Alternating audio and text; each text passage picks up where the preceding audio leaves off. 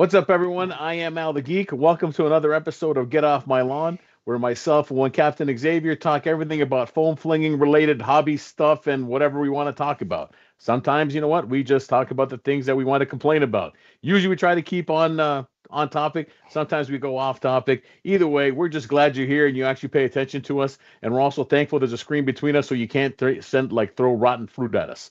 You ever wonder maybe if we were actually live and did this in the studio audience, maybe we'll have people throw things at us or have blasters. Anyways, I'm clearly just gone off the rails and talking randomly. Again, welcome to the World Foam Alliance YouTube channel. If you haven't subscribed already or liked it, please do hit subscribe, hit the like button. As always, like I said, we're a nonprofit. Why? Because we don't make any money. And any money we can make, we just try to actually put back to it. And so that means monetization. What does that mean? Share, like, share. You know how the YouTube thing works. Share it, share it. The more people that sign up, they actually might give us some money. Now, again, the World Foam Alliance, if you don't know what our mission is, what we try to do is try to connect and try to provide the means to connect all of us all over the world from the country you're in, the state you're in, the province you're in, the village you're in, the county you're in. Hell, you might have players that are like living this next street over, but you have no idea that they're there. That's what we're trying to do, and that's what we're trying to build. Again, like we've said before, the website actually has a new direction this year, and it actually is going to get made this year, which is what we're very excited about, which means you can actually do stuff on it and not just register it and then nothing happens. So we are making some great progress on that. It is moving forward pretty quickly. So these are some exciting things. In other news for the World Foam Alliance stuff, we will be at Maryland Mayhem. Maryland Mayhem is the premier event that happens, well, in Maryland, and it's Mayhem. It is Mother's Day weekend, May 9th, 10th, or whatever that weekend is. You can correct me. And I'm sure that those are attending, maybe your moms would be upset. It's okay. Just buy her more flowers and tell us what you want to do. But anyways, we will be at Maryland Mayhem. We will be streaming or helping stream actually the tournament. And on top of that, it seems that myself and one Captain Xavier might do a whole Muppet theme thing where we might pretend to be two old men that heckle from the balcony. If you know the Muppets, I think I should leave it there. Other than that, I think that's all I got for now. If I think of stuff, I'll let you know. Today we do have our special guest. Our guest is going to be Joe from XFox Games. We'll have him in on here shortly. But in the meantime, Cap, man, what's shaking? We have Captain Xavier. What's going on? Well, I've finally gotten back out into the shop and I've been working on stuff. I've been modding blasters left and right. It's gonna be good. I've got a few more lined up. I'm gonna do a rapid strike. I'm gonna do a more extensively modded hyperfire. I'm probably gonna do some other of these strife clones, a rapid red, a desolator. I may get wild and try an infamous because I've wanted to mod one without it blowing up its reload circuit, which should just be a matter of throwing in a buck converter to drop the voltage enough to not kill the reload mechanism when you upgrade everything else in it. Though you could probably run it on 2S without killing it too bad. We will see. I doubt I will ever try to actually do a rewire on a regulator. I have installed the upgrade kit for a regulator that NF Strike or Worker or Light, whoever makes the upgrade kit for the regulator. It's fairly simple. It works fairly nice, but that's not really a rewire. That's more of a heavy mod.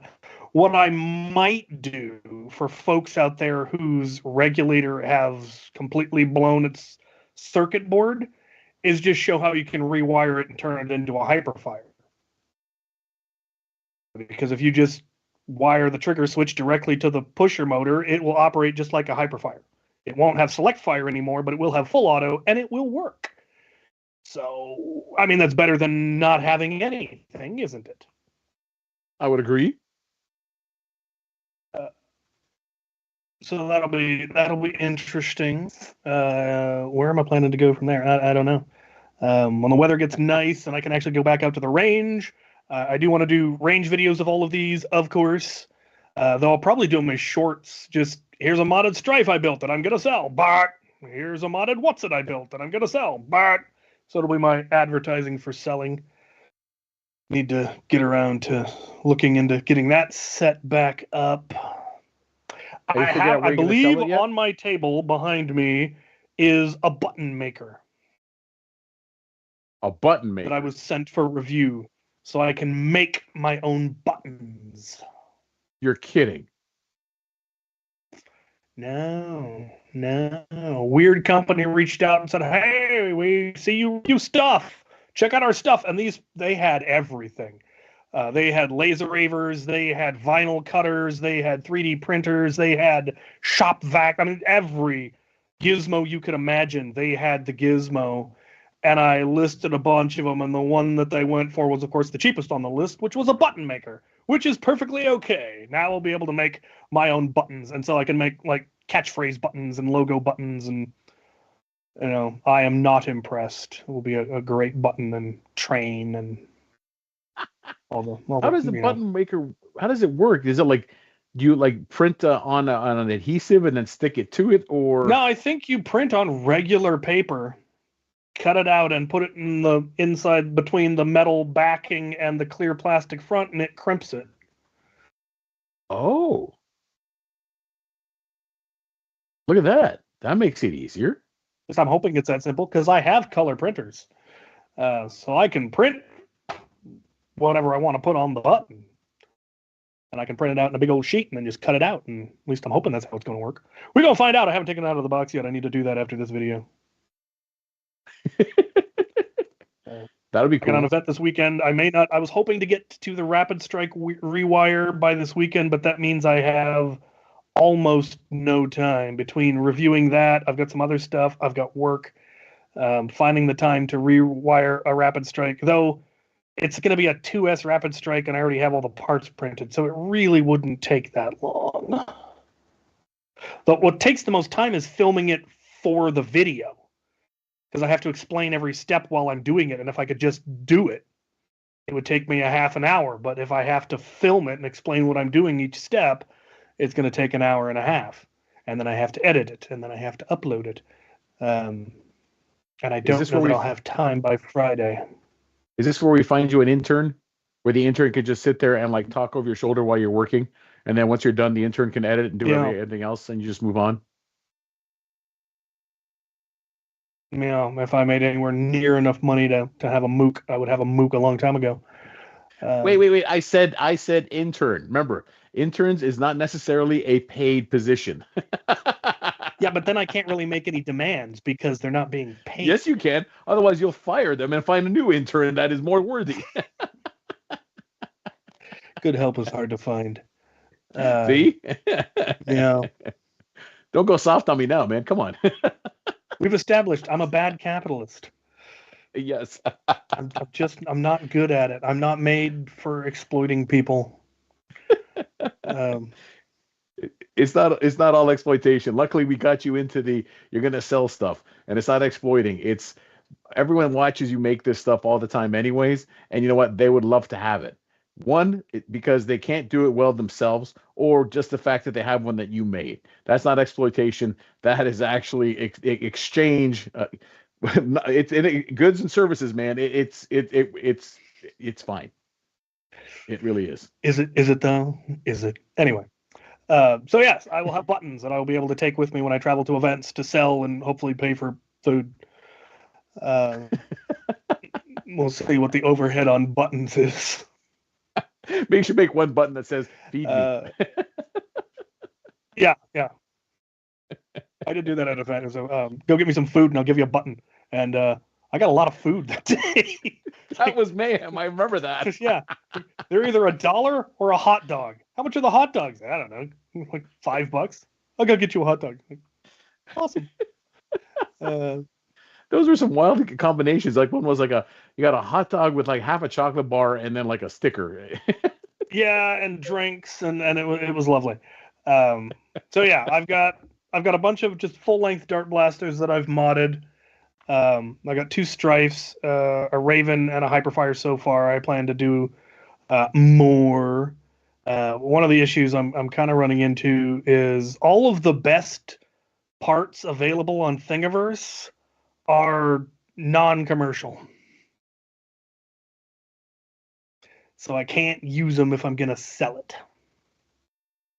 Now, this is not me trying to sidestep it, but if you're using it in a blaster, then selling the blaster whole is different as opposed to just taking the part, printing the part, and selling the part on its own. That's what I always wondered about the gray area. Those are two different things, but those are both commercial enterprises. You are making money off of somebody else's design. You either, so you can ask them for permission, and I have in the past. There have been people I've reached out to today. Would you mind if I printed this and used it? And they're like, no, go ahead. Their concern was, mass producing it and selling it on Etsy by the dozen or whatever. But using, in a commission, they didn't have a problem with. But I'm planning to do more than a commission. There are, however, other ones that I found that are attribution. Attribution. You can do whatever you want with it. Just put my name in the comment section. Nice. So there were two different Rapid Strike switch plates, and the one that's really nice, which uses the full-size Omron switches, which is what you'd want if you were running, Krakens or something on a high crush setup. That one is non-commercial, but the one that uses the smaller cherry switches, that one's attribution, which is fine if you're doing a 2S build, because they're never going to pull enough current to break anything. Which almost, unless you were jamming the blaster and continuing to rev, you're probably going to be fine anyway. No one ever does. Tendency to, a huge tendency to err on the side of caution, which is a very, very good thing for our hobby to do. It prevents us from getting in trouble, from melting our blasters, from all sorts of things where we err on the side of caution. So we'll see. What's going on in the chat? Well, the first thing which sticks out to me is Clowny Nerf. What's up, Clowny? Saying the overhead on buttons is usually time and arthritis, depending on the button press. Good to know. The intern. Yeah. And then also we have Andy. Andy Work. What's up, Andy? Swamp Cat approved buttons. Swamp Cat approves of nothing. Swamp Cat is extremely judgmental.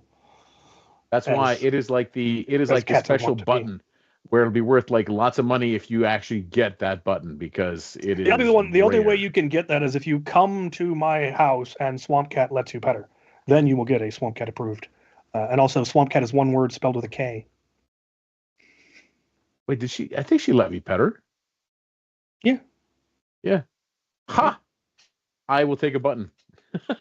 I'm afraid there's no grandfathering.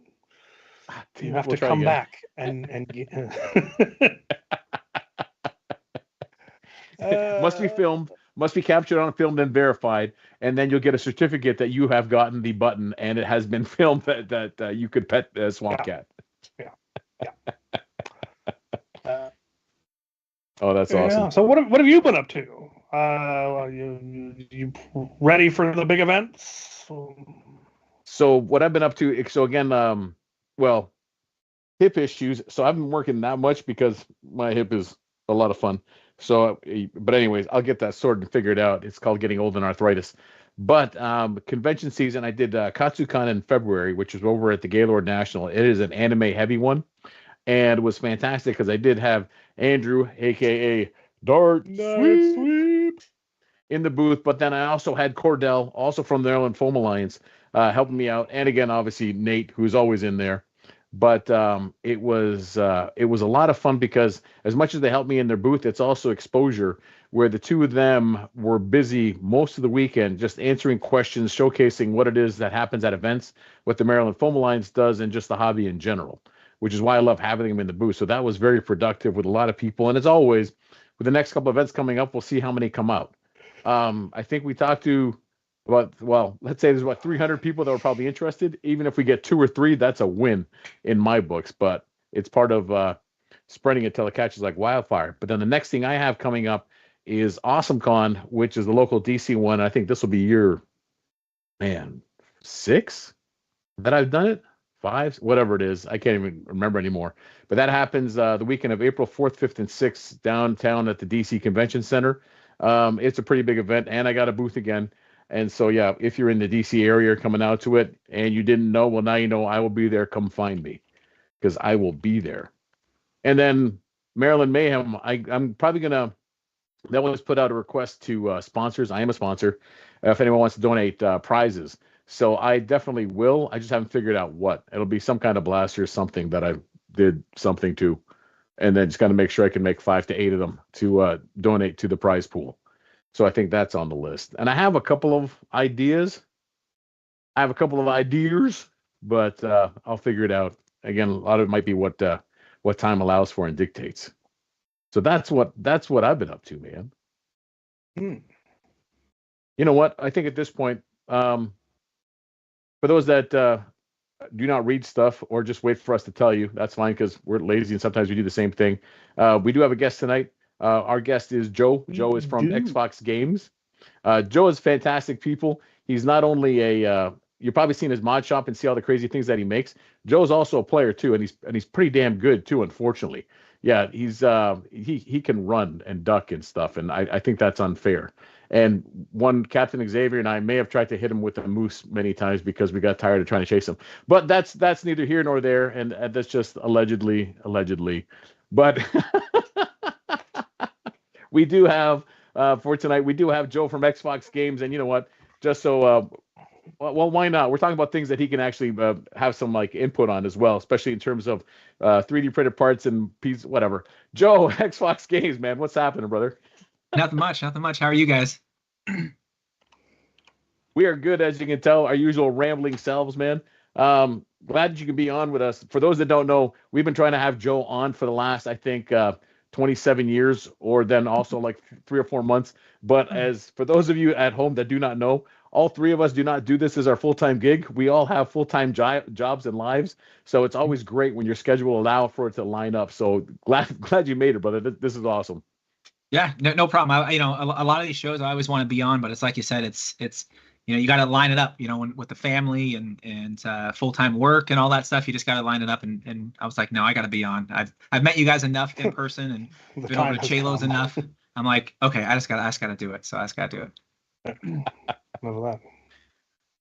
All right, you want to tell people that? So for those that don't know at home, Joe, tell us who you are and what you do. Sure. So I'm Joe from XFox Games. Started out as a player like most people and kind of just got into the modding side of it because I was just kind of tired of buying mods and kind of living sometimes with the 3D print where you're like, oh, that's just not a good 3D print. But also some of the mods are very expensive. And so, over time I just said, yeah, I could start making those myself, and went through the struggles of building your own mods and doing everything and then kind of learning the hobby as it progressed. And definitely over the last 3 or 4 years, I would say that the hobby is just taken off, like from everything that I never thought would happen to, wow, look at these blasters, look how cheap they are, look at some of this quality that is out now. So, I'm up here in the Pacific Northwest with a lot of the Pacific Northwest people, and I'm kind of blessed to have, a lot of you guys just right up the corridor here. So a lot of the games that I first went to, watching like Xavier and Flux and all these guys, I'm like, oh my gosh, I'm like, look at these guys. I'm like, they're real life. They're like real life people. Then being able to play with them on the field and, like out of darts and all those guys, like you're just like, man, you get to see them in real life where, people maybe in the Midwest or the East Coast, you probably don't get to see them all that often, but being able to see these guys off camera and, seeing how good of people they are, you're just like, oh yeah, this is a really good community. And I've always loved to shoot stuff because I was super big into paintball, but it's just nice to be able to kind of be in this area because you get to see a lot of the content creators and the shops and stuff like that. But I love Nerf, man. I love Nerf. That's awesome. I forget how lucky we are having, we got Silver Fox, we've got XFox, we've got Walcom, we've got Luchathor, we've got Flux, we've got Out of Darts, we've got some beardy guy in the woods. But your arena is super nice. Your arena is my arena has come a long way. Oh, and man. I like where it's gotten now, and I want to keep doing more with it. I want to expand, use more of my property if I can, because I've got 2.5 acres and I'm using very little of it because, fortunately, a large section of it is a swamp. But I do have some other fields that are just not being used yet, and I'm just gonna figure out. All right, what do I want to build here? How do I maintain it? How do I mow around it? But it is Stuff nice like now that I can't jump and look over the walls. Yeah. I think you said they were like 6 foot before. Yeah. Now they're 8 feet. So I can't they jump. used to be a little under 6 foot tall, and you could jump over them, reach over them. Now they're a full 8 feet, Yeah, and ain't that's gonna not happen. an option anymore. It's not as modular as it used to be, but we never really reconfigured it much in the past anyway. And options still exist for making it more modular. One thing I do want to eventually go through is add like windows and Oh my gosh. stuff, murder holes, and It is firing pretty slits intense. It is pretty intense on there. I mean, it's I mean, you've played there, Al. I mean, it's so different than anything that we've played before. It's just tight corridor. I mean, it's just, yeah. And you guys know me, I try to run down that gauntlet as fast as I can. But then Luke or someone's always meet me on their side. I'm like, okay, yeah, whatever. Yeah, the key, and we managed to do it. I think the last game I hosted there, we finally managed to really find some games that use the whole arena. Mm-hmm. Because in previous, it just always kind of turned into a stalemate right in the middle.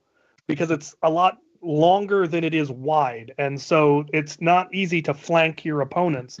But the design that I have in there right now, with all of the buildings, it is possible to sneak around people without them seeing you. And some of the games we played were designed to use the entire arena in ways that previous ones didn't. So that's been nice. And now I have my own large competitive field set up, so we can do the 5v5 stuff as well.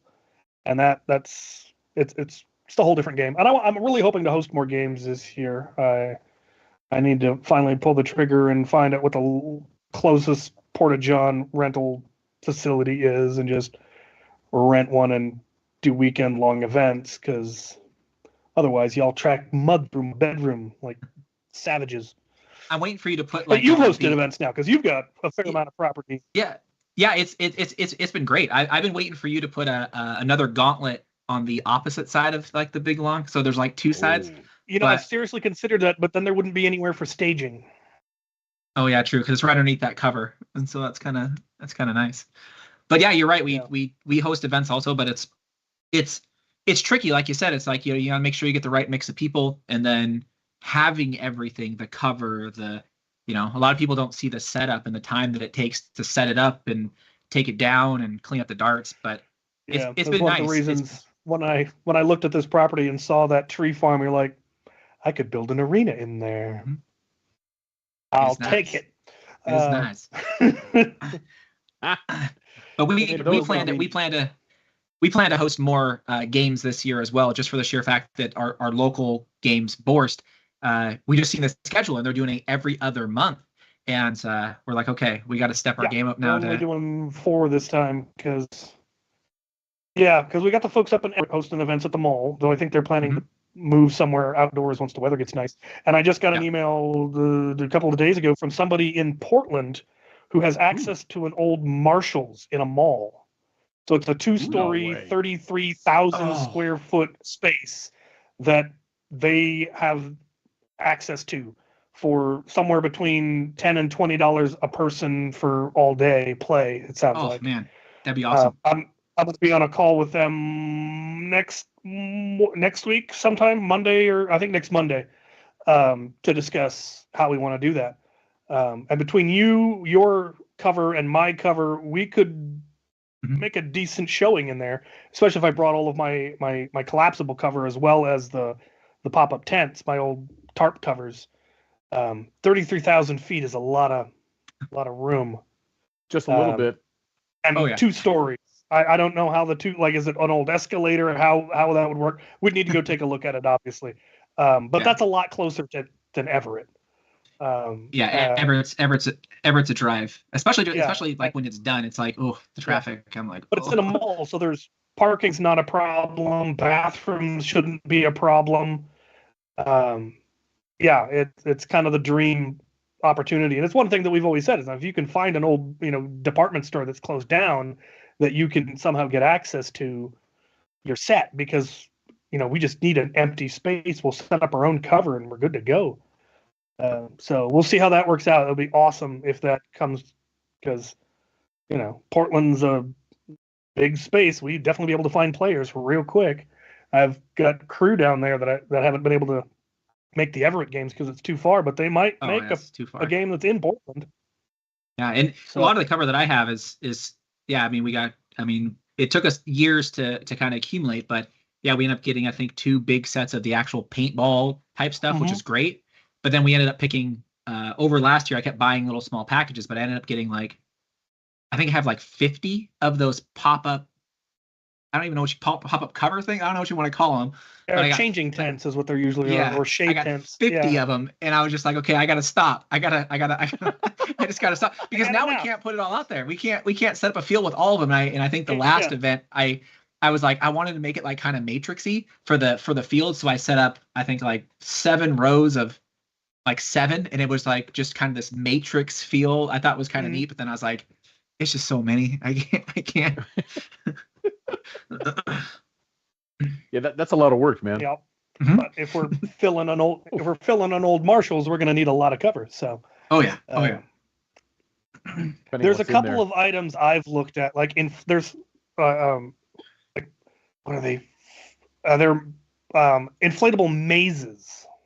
Ooh. I have to look up what the size was. Yeah, they're not cheap, obviously, but they're also not as expensive as they could be. Hopefully they're 6-foot walls so I can jump over and look. I can jump over and look and see who's coming. It sounds like something you would do. Well, there's 2 ways you can set it up. You can either set it up so it's got a floor, or you can just put it upside down and now it's got a ceiling and there will be no jumping over. Shucks. Boo. See how tall the walls were on these. Anyway, they come between 8 yards by 8 yards or 12 yards by 12 yards. So big. Oh, jeez. That's huge. Yeah. That's huge. That is pretty handy, man. Especially if it's mobile. Yes. And the 8 meter by 8 meter ones are as little as $1,500. And they come in all sorts of different designs, different colors, different configurations, but they're a maze. And you could throw that down anywhere and throw a Nerf war. The one downside is you would need access to electric power, to wall plug in the inflators. Generator. You could get a generator. I have one, and it just sits in my garage. Anyway, I've been looking at one of those. It's one of the things I've been meaning to save up for to add to the Nerf war in a trailer, though I've already filled my Nerf war in a trailer. At that point, I'd have to switch over to my larger trailer. But at that point, I could do a hell of a side gig doing Nerf wars just anywhere, As long as you've got a yard that's at least 24 by 24, I can throw this up and or we could throw something like that up in a Marshalls or in a school gym or anywhere and do a Nerf war. Yeah, I think your trailer last time we looked at it was setup packed. I've pretty much filled it to the gills. There's stuff that doesn't necessarily need to be in there. Like I could take out if we weren't going to play Titan Ball, that's a whole tote. And I've got 3 totes of loaner blasters.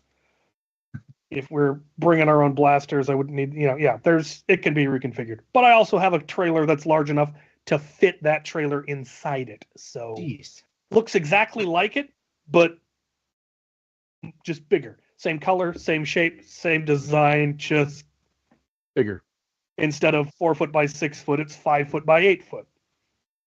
Yeah, I think a lot of people don't realize the sheer amount of stuff and the setup time sometimes it takes to do. I mean, especially the Borst event, I didn't realize how much effort and time it takes beforehand to get that all set up and running smoothly. And the first year that I was going, I was just like, yeah, we just play. But then, as it grew, I was like, oh my gosh, you got to be bringing cones and blasters and set, pop-up tent. I mean, you got to bring in a lot of stuff, and I'm just bringing blasters and just normal gear. And then I'm like, oh my gosh, I'm like, you guys, just to manage all those people, I can manage about 20, 25 people, but you guys are talking, I don't know, 80, 90. I'm like, it's just a lot. But Oh yeah, you can see my. We're kind of spoiled in that a lot of the people have been playing for 8 years and they know how it all works. But we're also always getting new people and having to Yeah. re-explain everything. And we keep trying to change things to keep things interesting because you don't want it to get stagnant. Yeah. We try new game modes. We try new, slightly different alterations on the rules and ammo types and all of that. Yeah, it takes time to work it out and to explain it all. We have been doing it for a long time now, which one has made it easy to do. But all of us are also kind of starting to get a little bit worn out, which is why we're only doing 4 games this year instead of 8. But we are hopefully the one of the other plans for that is because they're going to be less often, we're going to try to make them more, make them more interesting, make them more exciting, make them put a little bit more effort into it because it's not every month just hook up the trailer and go run Borst. Yeah, it's all right. This is the first big Borst event. This is the big Pan War. Let's make it something special. It's So with that many but people it is showing also up, to encourage other people to start. I was gonna say with how many people showing up, because I know Mayhem does it. The Maryland boys do it. It's kind of almost like deputizing other people, where it's not just the 4 of you, but like other people to run around helping clean up stuff to make it a little easier. Yeah, no, we've got a decent sized mod staff at this point, Okay. and everyone helps with Dart Sweep. Nobody gets out of that. That's part of our requirements of if you helped make this mess, you help clean up this mess, and we've never had a problem with it. And we have people who show up early and help with the cover, and most of our games are once the game is running, it doesn't require much. It's a little bit of setup before and after, but some of the games require mod intervention during the game. Things like Capture the Lance or our control points involve people, and there's some stuff involving timers. But things like Carpe, that just runs itself. Deathmatch just runs itself. Titan Ball more or less runs itself. True. All right, can we? I want to look back at a question in chat, and it's from Andy Griffin. It's for you, Joe. He said, "Joe, can you tell us about his better half and how much help they are with the Etsy shop?" Oh, it's it's unbelievable. It's great to it's great to have someone who supports you in kind of your dreams and the things that you want to accomplish, right? I get it that not everybody can have somebody to say, look, my thing is mountain biking, and your better half is like, I hate mountain biking. I just like it that we both have the same vision. We both know where we want to go. We both know what it takes, and we both know what we have to sacrifice to get there. And big things will pay off. And I couldn't do it without the help that I get, because like I said, the Etsy shop and the Nerf and traveling to events, all this stuff is just a hobby. It's not what I do as my day job, and I just said, you know what, I feel like I got a good knack for this. I feel like it's a good substitute for paintball. I used to be really huge into paintball. I love the aggression. I love running. I love sprinting. I love all that stuff. It was just the community was really toxic. Also, the cost of it was a lot. But there is no way that I could do what I do without having the help that I do. It's just the shop has gone from, hey, you get a few orders here and there, to you got orders every day. And, my thing is I don't want people waiting 2-3 weeks, a week for some little part when you could just print it, right? And so we've invested a lot of our time, a lot of our effort, and definitely made XFox Games something. And we try to give back to to the community by going to these events, sponsoring these events. And Xavier, now you guys know it ain't cheap. It's like, okay, you're gonna travel to the event, which is gonna cost a lot of money. And you could see some of the pictures here of this is only half of the pictures that you see of where I just give a lot of stuff away. And I used to do that a lot at Borst. Is I felt like I had a great opportunity of companies sending me stuff. Hey, review this and do this. And, I'd go to these Borst events and I'd hide things on the field and say, hey, if you find this, come find me. And or roll a dice. And so I would end up giving just mass of my stuff just to people on the field. And I just feel like it's something memorable that they'll be like, oh man, at that time that I, seen Joe at RAG and he went to his booth and, he's like, here, I got something cool signed, or, something like that.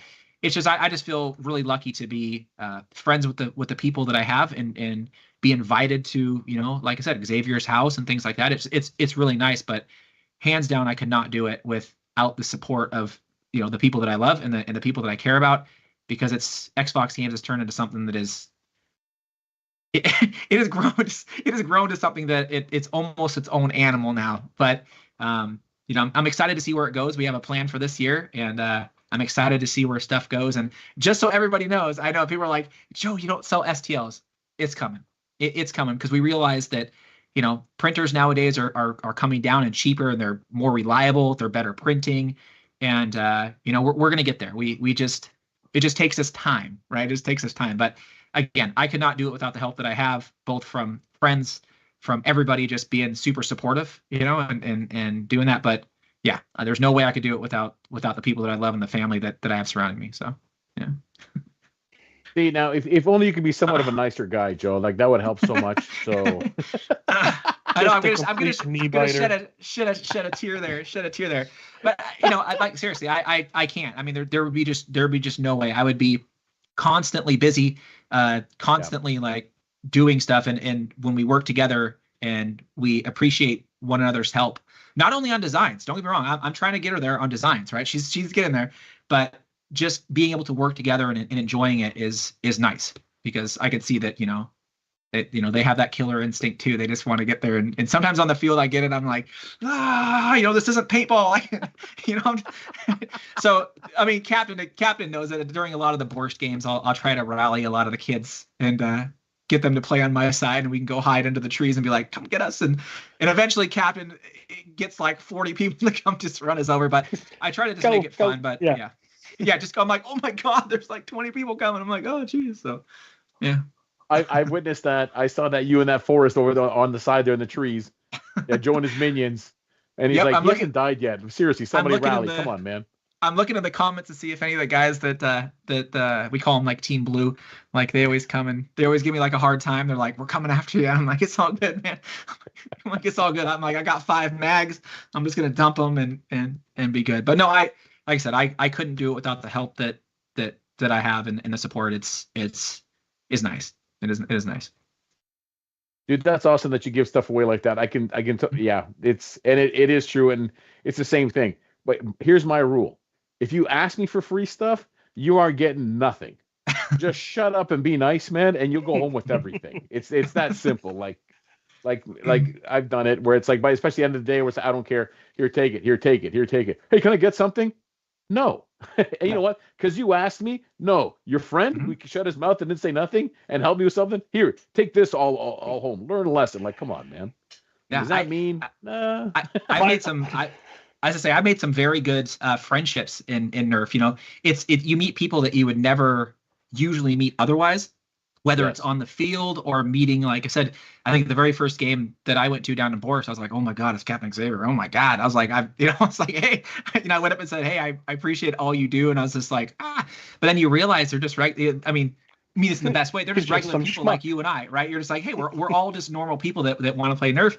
It's just it's you meet some really nice people, and especially down at like RAG, you meet people that you have long-lasting relationships with. Brad, I don't know if you're watching this. You and your kiddos. It's nice to see you guys every year. Come and say hi, and I make sure I have something special for those guys, because you only get to see them, at RAG, and it's just nice to see them year after year, and they come by and say hi and things like that. It's nice building those friendships like that are not in your normal circle, and it's just nice to see people support you all throughout the years of your business, whether you were had 5 sales or you have 10,000 sales. It's nice to see people support you in that way. And we try to do that here and give people a product that is quality, but also like understand that you're a human too. You're not just a number. Like if something's wrong, just let me know. Like let's take care of it and let's do this. Not, you're just another sale. So yeah. Absolutely. One of these days he'll actually let me buy something from him. I keep trying. No, I just give it to you. I keep refusing to take my money. I just give it to you. Yeah, I just give it to you. Still don't have one of those fancy brushless blasters. So let's talk about those. I hear you got a big version now. Yeah. So let's look at the gizmos. These things are so cool. Yeah, a lot of you guys know this is the Phantom. one of the things that we wanted to do is I get it. A pew pew is expensive, and if you luckily to win the lottery, great. And I mean, I use my pew pew all the time, just for the sheer fact that it's light, it's easy to run around with, especially like if you're doing a long day of Nerf. I mean, I don't want to carry a huge blaster around, and it being adjustable was the big one for me. Being able to say, hey, I could take this to a 150 FPS event, then I can adjust it down to 100 or whatever it is. But it was the cost that got me. So I was like, how do you do that? So over time, we created the Phantom. So the Phantom is a brushless blaster. It uses quality components. There's a lot of stuff in here that you don't see, kind of like a metal dog bone here that mounts to the motors, because with brushless, they tend to get hot. And if you use it a lot, you'll get a little bit of warping. And that's one of the things that we didn't want to do, is give you something that'll last for a couple months or until you use it hard, and then it'll start acting funny. And so we went the extra mile and did a little R&D to figure out, okay, how can you combat this? And so there's a lot of stuff in here that you just can't see, but the biggest one is, it has the adjustable FPS here, so you can ramp this thing up to about 150, but also dial it down to, there you go. You could dial it down to like, I don't know, 90, so something really low, and it's all mechanical, so it's very easy on a battery.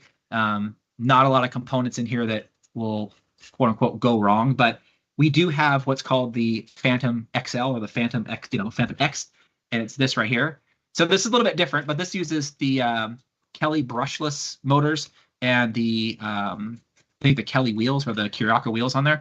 And this does the same thing. You kind of could see it like right here. That's actually I think it's like a 3mm aluminum plate, because again, to combat the heat, but also to make the consistency. Because if you're shoving something through wheels and the wheels are housed on plastic, I mean, in time, those wheels, right? I mean, they kind of move. So you get consistency, but you don't get consistency.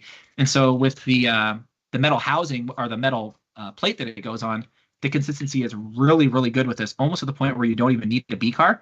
I get that a B car would help, but this is accurate as is, and it's the same concept, same kind of platform. It's actually a little bit smaller. I didn't put the pick rail on here, but I mean, you kind of could see this thing is an absolute beast, and this one shoots, I don't know, like 175, like somewhere right in there.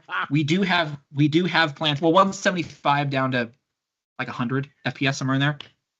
But we do have plans to put the Spirit wheels. So I have the Phantom. This is the Phantom X, but I have a Phantom XL, which is going to use these, and it'll be in the same platform. And then this will get it up to 200 FPS, 205, somewhere right in there, all the way down to probably like 110-ish. I haven't really tried that yet, but the biggest thing here is, again, getting that metal plate and doing the R&D and finding what the right crush is, so that you get a blaster that you can just absolutely rip for, a lot, and then not worry about, did the heat melt some of the plastic and maybe tweak something a little bit? And kind of that was the whole point behind this, is just something that is cheaper than a pew pew, but is adjustable and kind of has that power behind it. And this one is the one that I use a lot at the mall battles. I use this one, not all the way ramped up, but if you guys know, we also have this. So this is the Phantom. So this thing right here is an absolute, oh my gosh, this thing's it's brutal. It shoots so well, but it has the screen on it, and it has all the adjustability that you want, right? From single to burst to full auto to adjusting it from 100 to about 150. It uses the same components as this, with the metal dog bone in there holding it. It's just the vertical or horizontal. Yeah, so vertical. I much prefer the vertical look, just aesthetically speaking. Yeah. It holsters better as well. Yeah, and this thing, love the stock as well.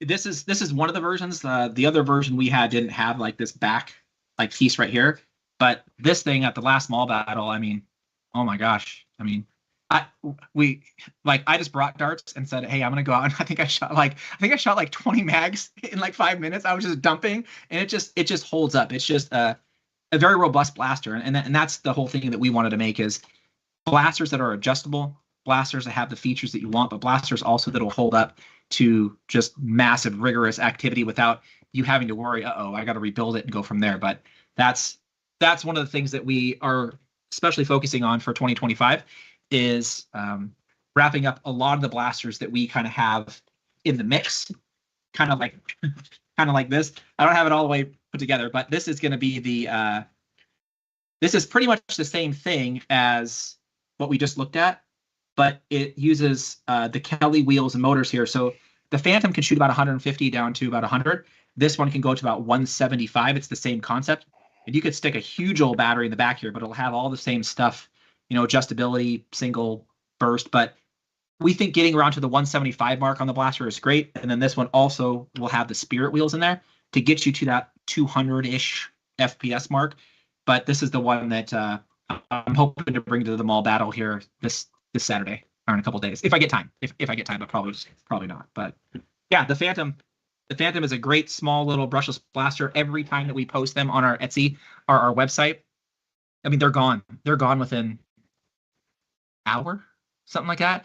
And we try to build them and test them, and we make sure, like, I go outside and I put 10, 11 mags through it to make sure that it's shooting great, make sure it's consistent before I send it out, because we've all heard, things that happen with some of this stuff where people just don't test it or whatever. No, I go out there and I, make about 4 or 5 or 6 of them, list them. They're literally gone. People are like, what happened to the listing? I'm like, they're all gone. I don't know what to say. So, but we are definitely ramping up. I still have to be able to get my hands on one. The ESCs have been bound back order for a long time, but we finally just got a whole heap of them in. So we're cranking up here to list more. Yeah.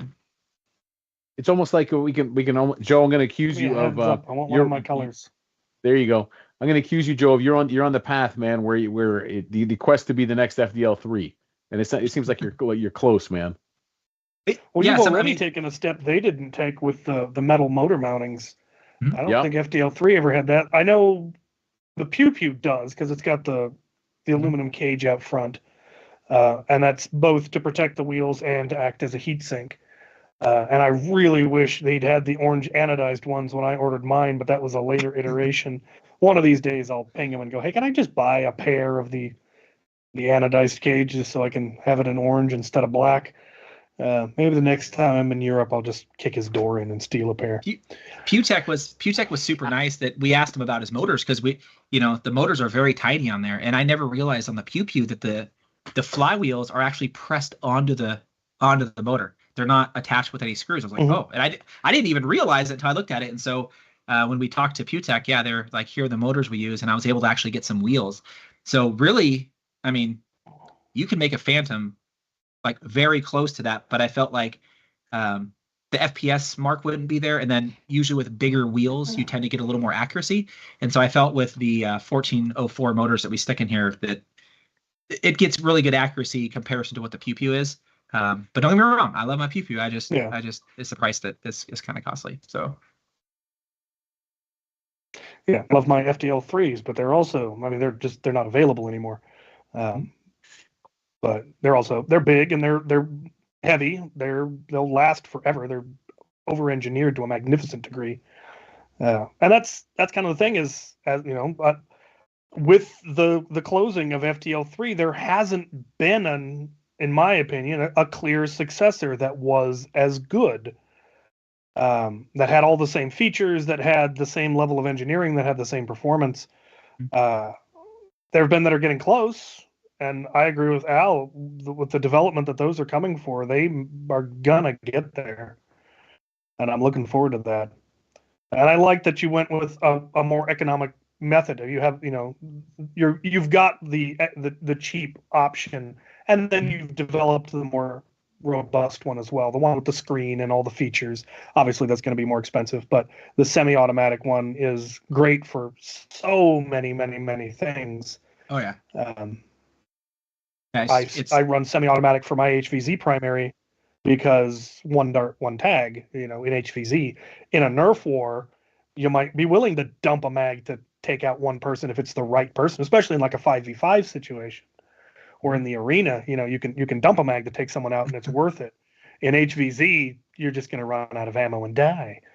So yeah, I cannot wait. Someday I will get my hands on one of each. Sooner than later. I will too. Sooner than later. Joe, start making black and yellow ones, Joe, please. It's coming. Like I said, the ESCs were on back order for quite some time, and we use a lot of quality components. That's one of the things for me is like I don't want to use an ESC that I feel like would be subpar for what some people would say is good. So the ESCs we use are 32-bit. They're just very robust ESCs, and we finally just, like I said, got a bunch of them in stock, so we're ramping up to just for those for the few that do not know, tell them what an ESC is. Electronic speed control. It's the thing that controls the. You don't need it. You don't need it in a brushed motor. It's what allows us to do the things we do with the adjustable, the adjustable rate of spin, so you can get different FPS. Usually, if you want to do something like that in a brushed, you got to use some type of like step down converter or PWM. But even a PWM to do that is quite large to like dissipate some of the heat that you're trying to withhold, and so it's very hard to do. Very hard to do. Yeah. Whereas brushed motors are specifically designed for that purpose. Mm-hmm. They do require, a more complicated. You have to have some kind of a computer inside to handle it all. But it's really simple code and readily available thanks to the drone world. Mm-hmm. So we got some questions in the comments. Let's see. Do these blasters take the Venom Pro or Omnia battery? Are these 2S, 3S, 4S? So these typically should run on a 3 and a 4S. Usually 4S is the best. They'll get you the highest FPS. But you could run it on a 3S and get 145 FPS all day. But I usually run mine on 4S. I think like the Z650 4S that are like $7 or $8 on Etsy, or not Etsy, but Amazon, and they'll last you, 20, 25 mags. I mean, I don't even know, enough mags to where I'm like, that's a lot of shooting. And then I'll just keep an extra one, for whatever. But yeah, 3 or 4S, but 4S gets you the top FPS. 3S would have if they were the same size, it would hypothetically have more capacity, but less performance. Yeah. Yeah. If you want to get that right at 150, run a 4S. Yeah. Good to know. Let's see. Stinger Nerf is shipping his momentum. Joe, Foamando wants to know. Foamando asked if your dump pouches arrived. Oh, yes. Yeah. They arrived. I got the package and I was like, what is this? I'm like, I wasn't expecting anything. Oh, they're great. They ever since I first seen those last year at Maryland Mayhem. Yeah, and Joe, Foamando, a great guy, right? Great guy. I didn't know him until we were just chatting. I think he was at the booth right next to us, and we were chatting. And I'm like, gosh, he had all this stuff on. And I'm like, man, I was like, that looks like some nice stuff. And he's like, I make it. And I was like, oh my gosh, you have some skill. And then he like grabs this pouch and he like rips it down, and out comes like a dump pouch. I'm like, oh my, wait a second. I'm like, do that again. I gotta see that. And it was the coolest thing I've ever seen in my life. And I'm like, I'm like, where do you even think of that? And he's like, I made that. And I was like, oh my gosh, I want one. And so, yeah, he sent us a few, and oh man, I look at that and think of the skill that's involved in that. Yeah. It looks like it was like, you look at it and you think, oh man, that's like, like hundreds of thousands of them were built. They were, in a production, but no, he did all that. It's like, that is the coolest thing I've ever seen in my life. And he's a great guy. He is a very good guy. I mean, some of the stuff that he makes, from his holsters to, his pouches and all, I mean, it's just top quality stuff where I'm like, yeah, you can tell when someone cares about what they sell. And you could, absolutely. I mean, his stuff shows. It's just really, really well done. And I know those things are going to hold up through all the abuse that I put them through and all the travel that I do. They're definitely going to hold up. So they're very nice. Thank you, Foamando. So. Someone also asked, what all events are you planning to go to this year? So we are going to do Maryland Mayhem again. We're another big sponsor for them. We'll have our booth. We're going to play games, and I'm going to play in the 7th hour. I'm going to do all that stuff. We're going to go to Ragnarok again whenever they, tell us what it is and things like that. I would have loved to go to like a Mall Madness, and I think what was the other? Was it Mall Madness, Cap, the one that got canceled this year or something like that, or last year? Mall Madness got canceled. This year they're still looking at a date. They're looking at the 3rd weekend of October, which would conflict with the last Borst game, but such is life. I will be going to Mall Madness if they end up on the same weekend. I want to do Mall Madness. I want to. Yeah, I mean, you talked it up. Yeah, and I was like, I have never been to an HVZ that is as intense as Mall Madness is.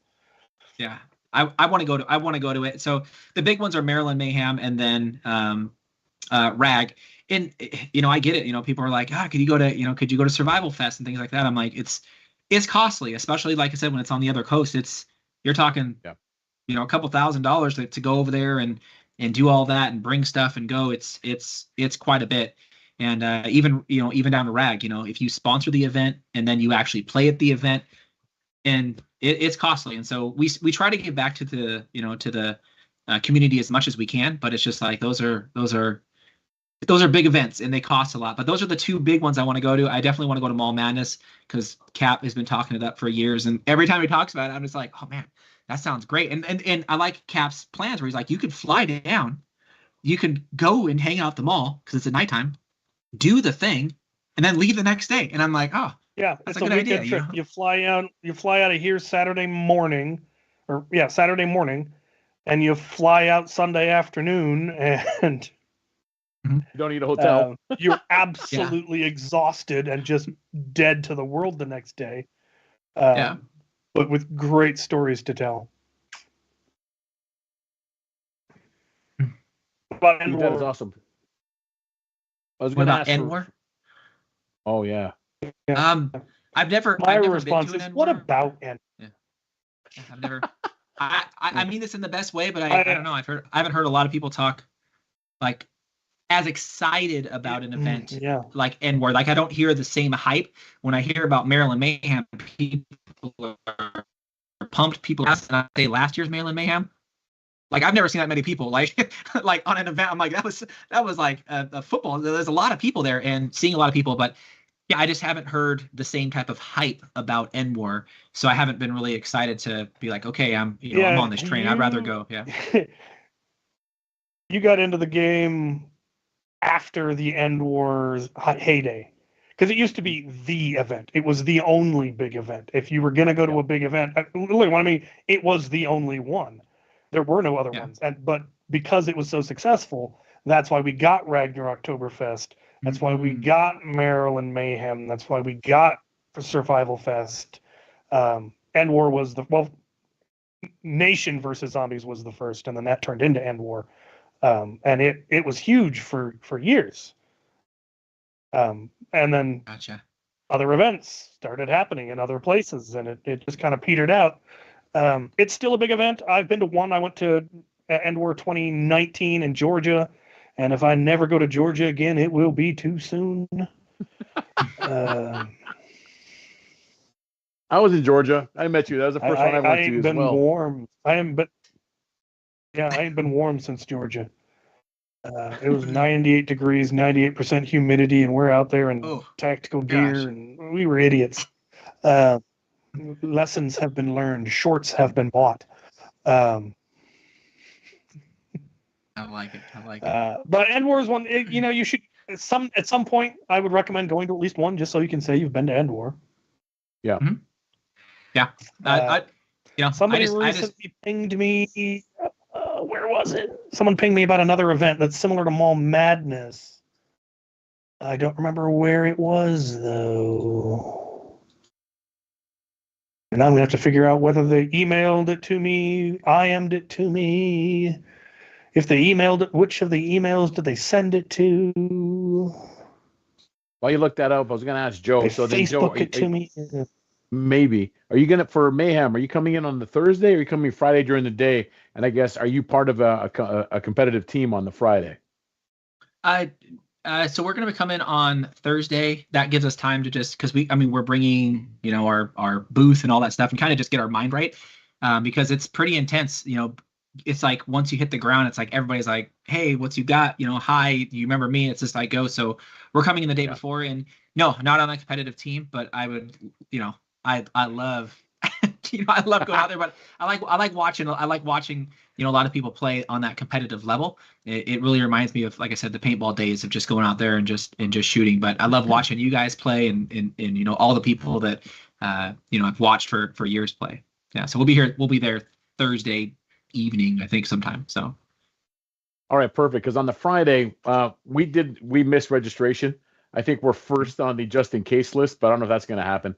But then so we will be we're going to be commenting. And again, because the World Foam Alliance will be hosting and streaming, odds are we'll probably pull you if you're up for it, depending on what you're doing the day. And if you're not playing, we might pull you in on the stream to talk. And I think we have settled on a host, but I'm not going to guess because I'm not sure we've announced any of this. So I'll just shut my mouth now. Either way, we'll probably pull you on the stream at certain points for the day. Yeah, no problem.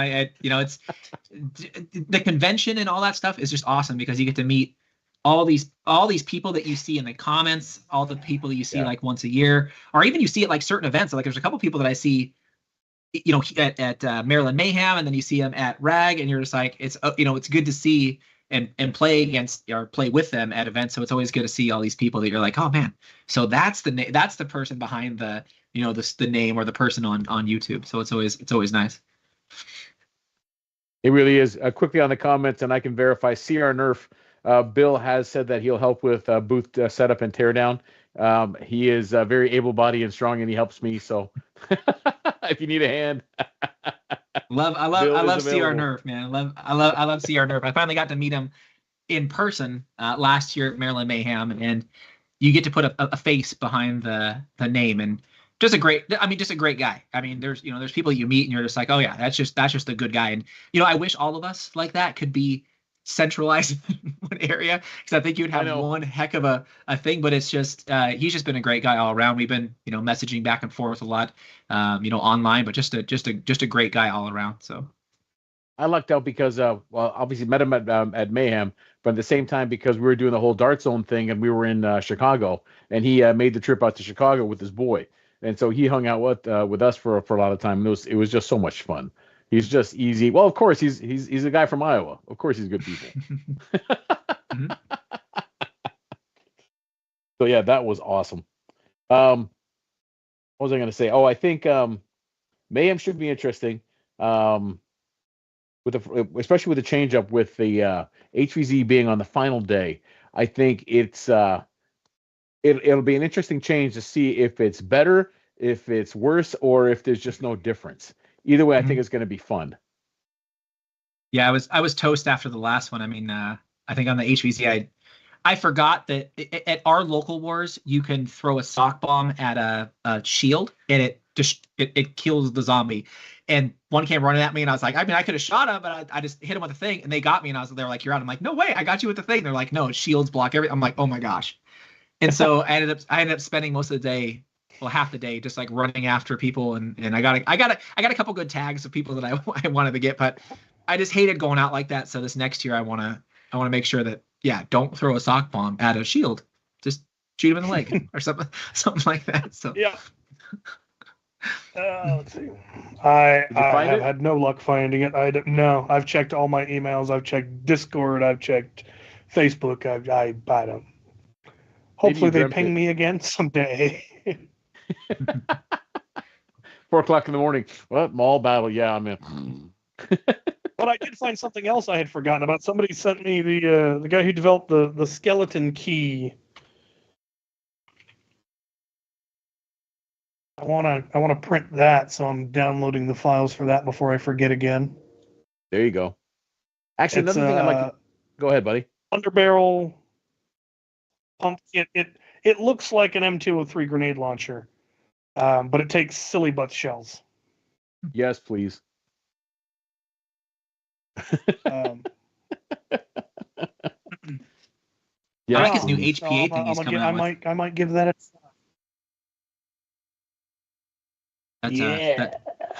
That looks pretty nice. I was like, ooh. Actually, Joe, I was going to ask. So then, obviously, in terms of what you do, you're always on the lookout for new blasters that come out. So therefore, you can stay ahead of the curve and design things for it. But like the one thing is, do you find it? Are you happier? Well, how do I put it? Do you like it when you see blasters that you already have mod kits for, and they just keep selling the same blaster? Or like example, Dart Zone with the Outlaws and with the Omnias, the fact that they just keep on putting it out.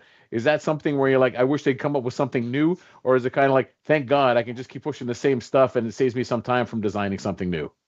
I don't mind a sale, I'm selling something, but it also brings me a lot of joy and a lot of satisfaction from making something cooler, our mod kit. And I'll give you props, Al. Like that Omnia kit, I don't know, people don't know that you approached me about it. You're like, hey, could you do this for the Omnia? Or else I would never would have made it. And I was like, let me think about it. And I was like, let me see what you're saying. And I was like, is this what you mean? You're like, yeah. And so that Omnia kit it's like I said, it's all you. I never thought of it. So, but I like to see a blaster and say, you know what, this would be kind of cool if I did something on it or did this on it, or here's what it's lacking. I get that people like, especially with like the Fury X, where, you put a pump kit on it or something like that. It's not that I'm like, oh yeah, I put a pump kit on it. People are like, oh yeah, go get a long shot. I get it. You could do that. I just wanted to know if I could do it. And I'm like, okay. So and people think, oh, how did you get that? I'm like, look, I didn't do anything special. I literally went online. I went to this website. I ordered it. And it was really weird because I think it was from the EU, but for some reason it must have shipped, or it shipped from the US. And so I got it like in 2 days, which was really, really weird. I did spend like $30 on it, so twice the price. But having it, and I was like, okay, I can make all these mods for it.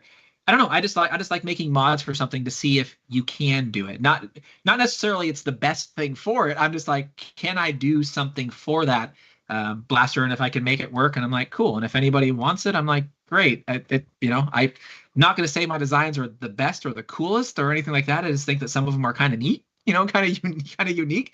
But I really more enjoy the building the blaster side of it, because it's vastly different, and it fills a different role, than just making mods. But either way, I don't mind if they keep reintroducing something, but you can only produce so much stuff for a blaster, and I'm just like, okay, I'm done. I don't want to make any more stuff. But I do have some stuff that when a blaster goes on sale, like the Venom Pro, everybody knows about the SMG kit. It's just been a super hot seller, probably our number one thing that I've ever produced. And it's crazy because when they go on sale, everybody wants more of them. But we do have another kit. I was going to leak something. We do have another kit for that, and it's probably like due out. You mean like 2 weeks? So if you think like if you remember the other one, it's going to have a stock very similar to this, like the back of it, and the front's going to be a little bit different. But the Venom Pro, we're gonna call it the SMG X kit, and we're very close. We're like super close on releasing it, and I just know people are going to love it because they really like the SMG kit, but the SMG X kit just gives it a little different of a look. And I think with those being on sale for like $21 or $23, I was like, oh yeah. I even picked up a few because I can just give those things away. For $23 for one. I'm like, oh man, you can't beat it. Especially like with a torrent and stuff on sale for like $11, and the long shot was on sale for like $13. I'm like, I'm just gonna pick up a few of those. And if I go to these Borst events, the kids don't know. They're like, oh man, that thing's usually $50. I'm like, hey, you don't even know. It only cost me $10. I just say here, and to see their face a couple times when they're like, oh my gosh, they're like, we got it. They're like, that's awesome. I'm like, look, it's all good, because I know it'll be something that I don't know. They'll remember for a couple of weeks until they're like, who is that guy? So who is that guy? Who's that guy? You think that, but it's amazing. People remember. Like you do I noticed them in the convention spaces, and again, people that never follow me online. But like AwesomeCon, the one I've done the most last year, everyone comes back to my booth, and I'm starting to recognize people. But I felt like 80% of my sales were people coming back, and they didn't care. It's just like I knew you were here. I was coming to get something. I was like, okay, it's amazing the impression that you leave on people, and it's just as always. It's like I don't expect them to. I'm not sitting there going, will they? It's like, whatever, man. I'm happy to be here. I'm happy you're here. This is awesome. And if it's something great, so I get it. It's awesome. I don't know where else I was going to go with that. But anyways, so then we're like, I guess then sometimes well, again, we'll just stick to the Dart Zone. Like so the Venom Pro, that's a good example because you already had one kit on it. And as popular it is, you revisit and then come up with something new. So do you sometimes like go through your listings and think about how can you upgrade it? Or is it one of those where suddenly you're looking at something and you get an idea? Yeah, a lot of it is like you build something with the knowledge you know at that time, right? So I can look at a blaster and say, oh man, it'd be great to do this, this, and this. But then you really think about it and say, okay, do I have the technical skills to do it and do it in a timely fashion? And so some stuff I just don't do because I don't know how to do certain things, or you're like, oh, I don't want to do all that sport.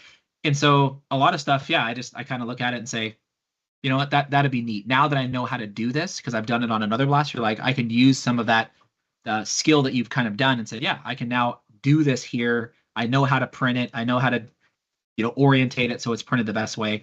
But yeah, I don't know. I just look at blasters and say, man, it'd be great if you could, if you could do this on it. And now that I know how to do it, yeah, let's do it. Let's make it, because I know it'll be a seller. And I don't know. It's crazy. I mean, you get it. You get it. How running a shop is like that. You're just like, sometimes you don't think, like, I didn't think the Venom SMG kit would have been as popular as it was, just because I was like, okay, it's a cool SMG kit, whatever. But it is, it is nice that Cap and all these guys, they they review it and they have good words about it, and it's nice to hear people say, hey man, this kit rocks. And I get it. You can't like 100% satisfy everybody every single time and have a happy customer every single time. Things happen, and there's just like, no matter what you do, sometimes people are just gonna be mad. So I'm just like, you know what? I'm just gonna do. Some people are only happy when they're mad. It's a miserable way to go through life. I'm just like, I'm gonna do what I do and continue to produce kits. And we have a lot of kits that are like kind of on the back order and are kind of on the back burner. And with like the weather as bad as it's been out here in Washington, it's really given me a lot of time to say, okay, I could take a step back now and just get some of these like little kits out that I've been wanting to get out. I just haven't had time to like get around to them because I'm still like printing and doing all this other stuff. But I don't know if you guys well, Cap, what do you think about the Kunlun or the how do you say Quinlan? How do you say it? Quinlan? Quinlan. What do you think about like that raccoon blaster? What do you think about that blaster? Like in general, what do you think about it? I'm just curious. What do you think about it? It's not left-hand friendly, so it's trash. It's trash, man. It's not left. Oh my gosh! Ain't got no lefty option. Trash. I thought you were going to pick up the metal one. I thought that metal one is it's expensive. I was like, oh, Cap's going to get it. That's like, yeah, no. As much as I would have loved an anodized orange aluminum Kunlun, I couldn't drop $800 on a blaster I'm never going to use. No, I could not either. I love it. I think Maritime Foam did, and I've talked.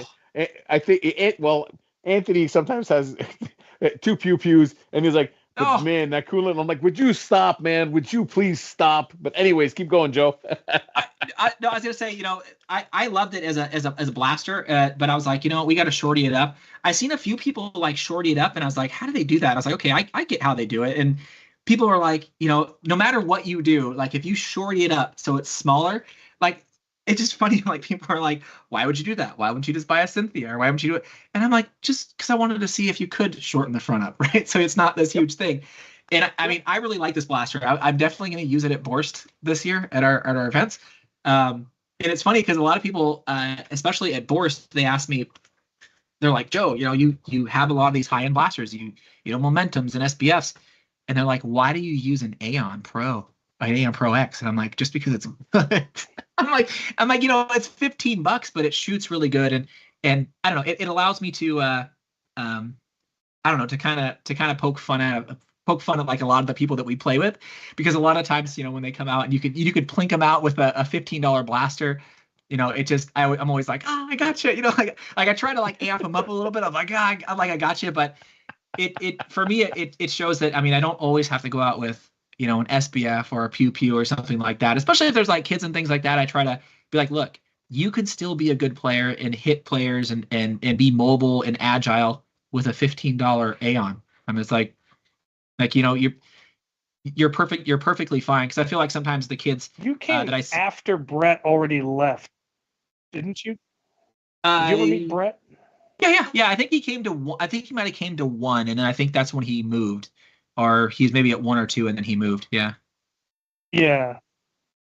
No, he was the absolute master of getting tags with trash, and it was just magnificent to watch. You see him get tags with a strife that hasn't been taken out of the box. You see him get tags with a Caliburn that's still in a box. He got shipped to Caliburn, didn't have time to put it together, so he just brought it to the war in the box and was just tagging people in a cardboard box full of Caliburn parts. or he took out the barrel and shoved a pool noodle on it and bonked people with it. Oh my gosh. He was the last survivor at an end war armed with nothing but a whiteout Maverick. That kind of madness. Yep. He had a whole video series called "I'd Run That in a War," which was a tag phrase I coined. He took it and ran, and it makes me so deeply happy. Because that was the running joke. Is somebody would get some trash blaster, and we'd all go, "No, you put a brass barrel on that, do a little bit of do a spring mod, maybe make that trigger not cut you every time you use it. I'd run that in a war." And that was just the phrase we always used anytime somebody tried to disparage a blaster. It's like, no, you just gotta do a few mods. You gotta learn to duck and weave. I'd run that in a war. And then Brett decided he was actually going to do it. We were all talk. He actually didn't. Mm-hmm.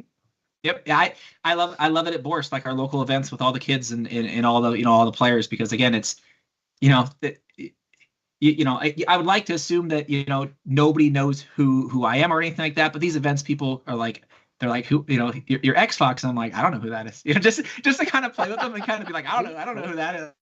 Like, I don't know, but it's nice to see. It's nice to see people actually run my kits, because sometimes even at like Maryland Mayhem, there's people running. They had some of my mod kits, and they don't see my name badge, and so I'm like, oh man, what is that? Like, what do you got right there? And they're like, oh, this is an XFox, whatever. And I'll just I'll mess around and be like, oh man, that thing is. I'm like, that looks like trash. You probably should get rid of it. And they're like what? And they're like, I'm like, yeah. And I'm just joking. Or I'll be like, oh, that looks like a good kit. So I don't know. It's good to see sometimes that your products are out there and people trust them enough to run them in events, and or even people just come up and say, hey, XFox, I love this or whatever. And for me, that's what it's all about is seeing people like have your stuff and they don't even know it's you, and you're just like, tell me the truth about this thing. And like, I want to know. So see, that's awesome. One of my guys in my crew, my lieutenant, if you've never met me, it's easy to confuse him and me in person. He's a little bit shorter than me, but he also has the beard and also wears the same orange camo that I do, and all of that. So like, we have been at events and people have come up and go, hey, come up to him and go, hey, can I get a picture? And you go, oh yeah, sure. And then just as the person taking the pictures, just so you know, I'm not him. Like, wait, what? Like, no, he's standing over there. It's weird. I mean, I've been doing it for years, and I still get, weirded out when people recognize me. Are you Captain Xavier? And I'm like, I'm not sure. Am I? Or I'll give them some weird snarky response. But I like your idea of getting the dirt on your own designs when they're not looking. Yeah, I'm like, seeing if they'll defend it, or I'm like, what is that? It looks kind of nice. Like, or you just tell them garbage. Like it's bad. Why would you run that? It looks like. Yeah, and then they're like, "What?" They're like, "What?" Yeah, but some of the kids nowadays are super savage. Like, especially at Borst, like when we went and play. I think someone asked Flux one time, like Flux gave him like a sticker or something like that, and he threw like this kid, I don't know, probably like 12. He threw it on the ground. He goes, "I don't do stickers." He goes, "I only do patches or something." I was like, "Oh my god!"